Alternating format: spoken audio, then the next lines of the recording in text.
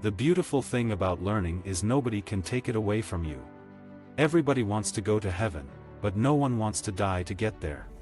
I've said that playing the blues is like having to be black twice. Stevie Ray Vaughan missed on both counts, but I never noticed. I'm trying to get people to see that we are our brother's keeper. Red, white, black, brown or yellow, rich or poor, we all have the blues. Blues is a tonic for whatever ails you. I could play the blues and then not be blue anymore. I developed in my head that I'm never any better than my last concert or the last time I played, so it's like an audition each time. You get nervous just before going on stage. I still have that, but I think it's more like concern. You're concerned about the people, like meeting your in-laws for the first time. People all over the world have problems. And as long as people have problems, the blues can never die. I wanted to connect my guitar to human emotions. I don't care for the music when they're talking bad about women because I think women are God's greatest gift to the planet. I just like music. I would sit on the street corners in my hometown of Indianola, Mississippi, and I would play. And, generally, I would start playing gospel songs. People would come by on the street. You live in Times Square, you know how they do it. They would bunch up, and they would always compliment me on gospel tunes, but they would tip me when I played blues. I liked blues from the time my mother used to take me to church. I started to listen to gospel music, so I liked that. But I had an aunt at that time, my mother's aunt, who bought records by people like Lonnie Johnson, Robert Johnson, Blind Lemon Jefferson, and a few others.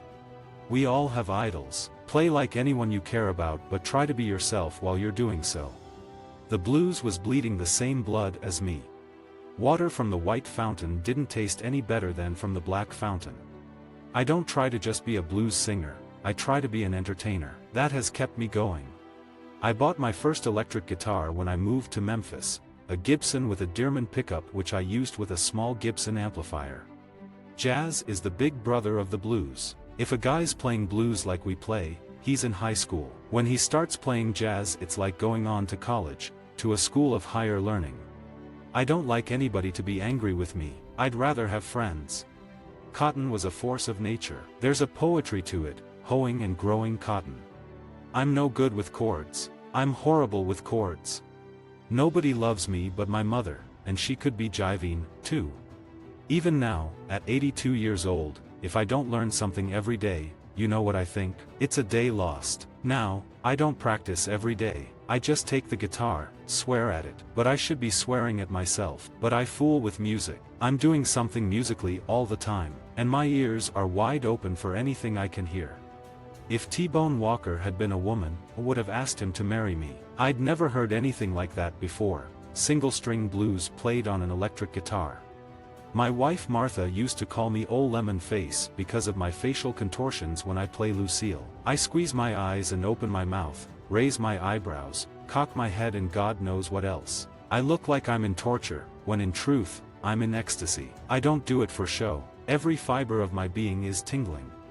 I have a nice car, a Mercedes. And then I have an old El Camino truck that I'm crazy about. I like to get in that truck and go up in the hills near where I live, in Vegas, and take my camera. That, to me, is heaven, being out in nature, taking pictures of the wildlife.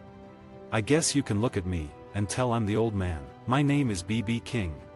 Growing up, I was taught that a man has to defend his family. When the wolf is trying to get in, you gotta stand in the doorway.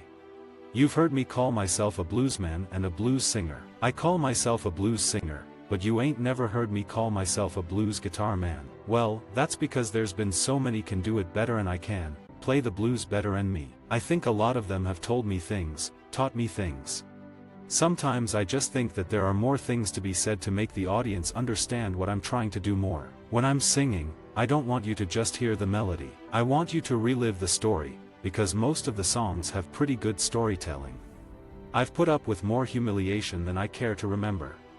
I tried to connect my singing voice to my guitar and my guitar to my singing voice, like the two was talking to one another. I never wanted to be like other blues singers. I might like hearing them play, but I've never wanted to be anyone other than myself. There are a few people that I've wished I could play like, but when I tried, it didn't work. I didn't want to disrespect my parents, so I never played blues around the house. But I knew then, same as I know today, that I wasn't doing anything wrong. I think that before they died, they both felt very proud of me. I never met a woman I didn't like. I love them all, in their different ways. If my fans want to do something for me when that time comes, I say, don't waste your money on me. Help the homeless. Help the needy, people who don't have no food. Instead of some big funeral, where they come from here and there and all over. Save it. I never use that word, retire. My dad died, I think, at 87. So I'll be lucky if I make 87. But in a lot of cases, the younger people live longer than their parents. And they know more. My dad used to tell me he ate the hog from his rooter to his tutor. So do I when I'm not trying to lose weight. She's Dynamite was a 100 years ago, and I recorded that song because the company thought that it was a great song and it was hot. That was the beginning of rock and roll, and I guess they thought it would be a B.B. King version of rock and roll. I tell my children now that they are older, if something happens to me, don't make no big fuss over me. Don't make no big expense on my funeral. Don't put any pressure on the rest of the family. I've loved everybody, and I hope they loved me. But don't create this big expense for the family. A lot of people believe what other people say. I've always tried to defend the idea that the blues doesn't have to be sung by a person who comes from Mississippi, as I did. I was born on a plantation, and things weren't so good. We didn't have any money. I never thought of the word poor till I got to be a man. But when you live in a house that you can always peek out of and see what kind of day it is, you're not doing so well. And your rest room is not inside the house. Back when we was in school in Mississippi, we had Little Black Sambo. That's what you learned. Anytime something was not good, or anytime something was bad in some kind of way, it had to be called black. Like, you had Black Monday, Black Friday, Black Sheep. Of course, everything else, all the good stuff, is white. White Christmas and such. Touring a segregated America, forever being stopped and harassed by white cops hurt you most, 'cause you don't realize the damage. You hold it in. You feel empty, like someone reached in and pulled out your guts. You feel hurt and dirty, less than a person. I used to play, when I first started trying to be professional, I disc jockey from 1949 to 1955 in Memphis, Tennessee, and I was quite popular there as a disc jockey. If there was no ladies, I wouldn't want to be on the planet. Ladies, friends, and music, without those three, I wouldn't want to be here. The way I feel today, as long as my health is good and I can handle myself well and people still come to my concerts, still buy my CDs, I'll keep playing until I feel like I can't.